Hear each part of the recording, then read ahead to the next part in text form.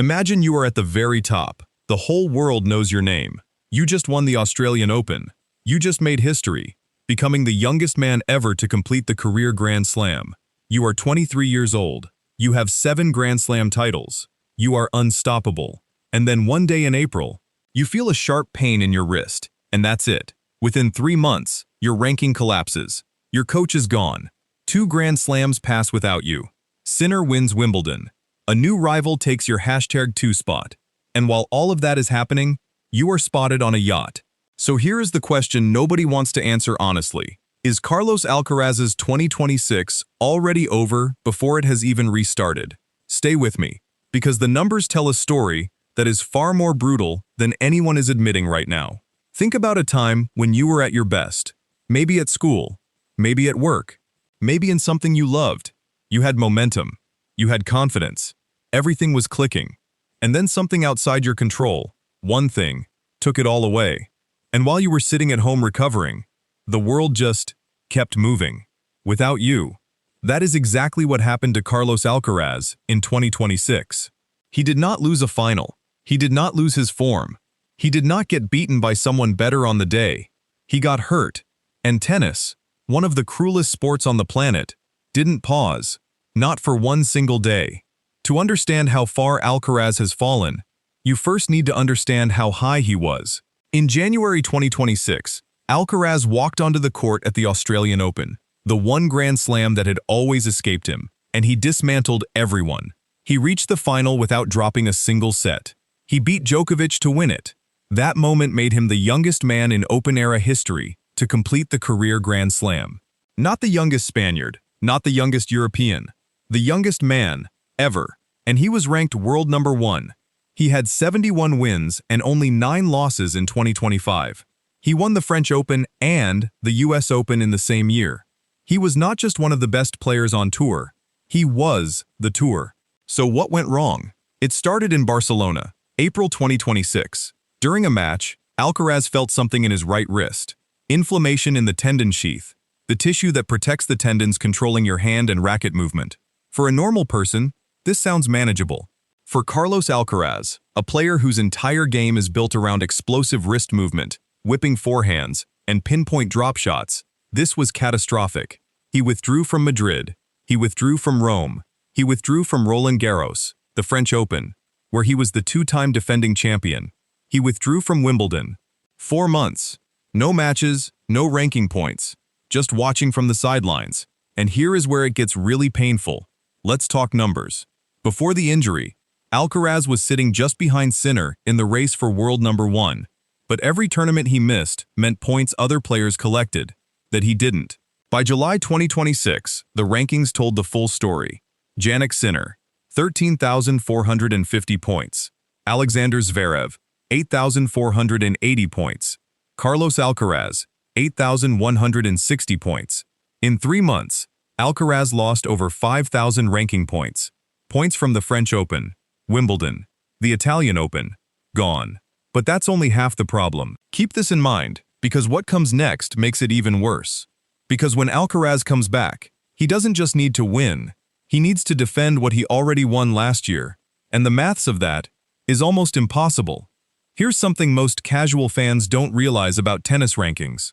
In tennis, points expire after 1 year. So if you won a tournament last year, you must defend that title. Or you lose those points automatically. Last year at the US Open, Alcaraz beat Sinner in the final. He was the champion. Those 2,000 points are currently sitting on his ranking. In September, they disappear unless he wins it again. And Cincinnati, where he is also the defending champion, that's another 1,000 points he must defend. So Alcaraz doesn't just need to play well, he needs to play perfectly. Immediately after a 4-month injury layoff, against the most informed player on the planet, starting from scratch, with a wrist that experts are still calling a mystery. Now imagine returning from 4 months off work, and on your very first day back, your boss gives you the most important project of the year, and tells you if you don't deliver, you're getting demoted. That is exactly what Alcaraz is walking into. But here's where this story takes a strange turn. While the tennis world was watching Sinner win Wimbledon, and Zverev celebrate his French Open trophy, Carlos Alcaraz was photographed on a yacht with a mysterious girl. No wrist strapping. No physiotherapist in sight. Former ATP player Corrado Barrazzuti, who had been watching carefully, said publicly that the injury was, quote, hard to understand. He called it a mystery. Now no one is accusing Alcaraz of faking it. His medical team has confirmed the tendon sheath injury. But the optics, a laid-back summer on a yacht while your ranking crumbles, created exactly the kind of controversy the media loves. And then came the timing. Experts said if Alcaraz misses Cincinnati, the August Masters tournament where he is defending champion, the smart move would be to abandon the entire 2026 season. Call it lost. Prepare for 2027. But his name appeared on the US Open entry list anyway. And just days ago, reports confirmed he has finally returned to on-court training. Not full intensity, not full speed, but hitting, moving, playing. The return is happening. The question is, can it actually work? While Alcaraz was away, Sinner didn't sit still. He went to Wimbledon as defending champion, demolished Djokovic in the semi-finals. 6-4, 6-4, 6-4, a straight-set blowout. Then in the final, he came back from a set down to beat Alexander Zverev. His 2026 record right now, 44 wins, 3 losses. He won his 5th Grand Slam. He became only the 10th man in history to successfully defend the Wimbledon title. His lead at the top of the rankings is now nearly 5,000 points. To put that gap into perspective, even if Alcaraz wins both Cincinnati and the US Open, Sinner would still end 2026 as world number 1.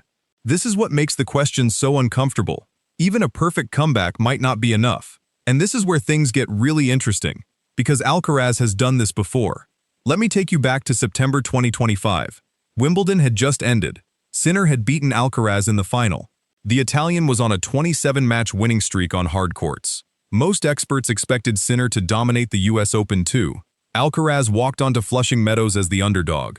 Everyone had written the script already. Sinner would win. Alcaraz destroyed him. 6-2, 3-6, 6-1, 6-4. It wasn't even close.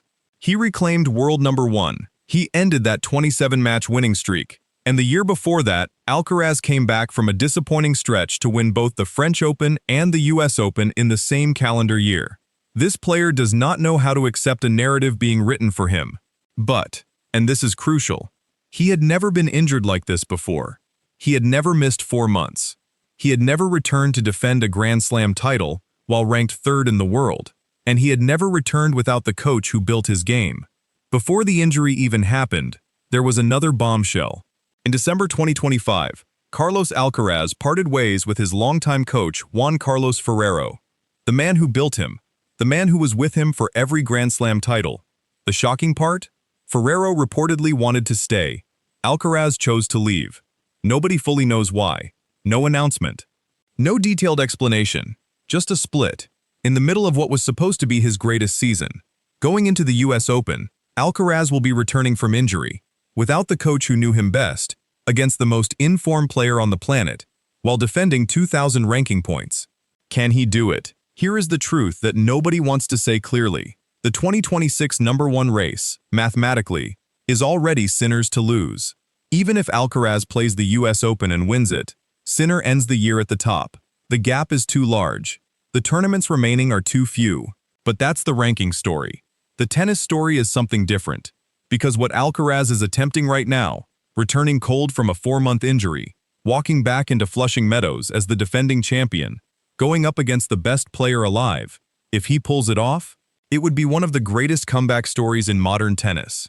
Not because he regains the number 1 ranking, but because he refuses to accept that a number next to his name defines who he is. Last year, Sinner had the doping cloud hanging over his head when he walked to Wimbledon. Everyone doubted him. He won it anyway. Now the question is whether Alcaraz has the same answer inside him. The race for number 1 in 2026 is already lost. But the race to prove he is still the greatest player of his generation, that race is just getting started. And personally, I wouldn't bet against him.